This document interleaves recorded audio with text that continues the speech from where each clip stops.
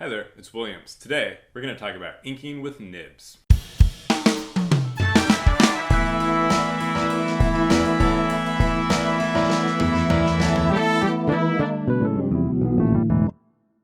There are a lot of different nibs out there, but we're going to focus on three of the most common used for drawing and inking comics. Hunt 102, Zebra G-Nib, and the Speedball 512. Let's talk about pen anatomy. Of course, you have the nib holder, where the nib connects to the paper where you draw is the tip made up of two pointy tines. You have a vent hole and a slit that runs down the middle. You occasionally have other slits that are on the shoulder, and where it connects to the pen holder is called the base of the body.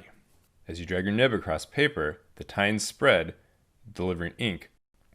As you dip your pen in ink, the ink will flow using capillary action from the vent down through the tines and onto your piece of paper, which gives you nice, flowy, flexible marks.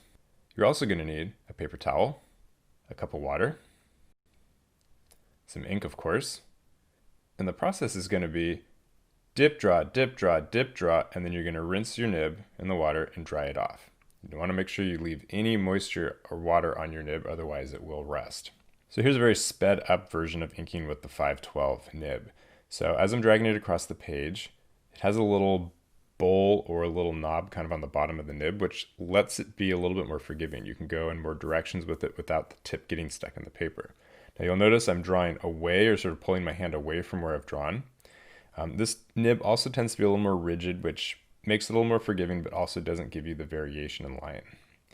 Now the Hunt 102 is a finer nib, which is going to give you finer lines, and it's also going to give you a lot more variation in line quality. So it tends to be a lot more flexible than the Speedball 512, and so you can get fine lines, you can get heavy lines, and it tends to be like a real good workhorse nib, but it's very pointy and it will stick into the paper.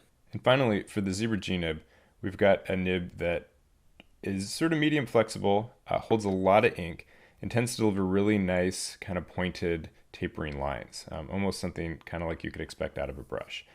Really great delivery and really fun to draw with. I hope this has been helpful. I'll talk to you later. Bye.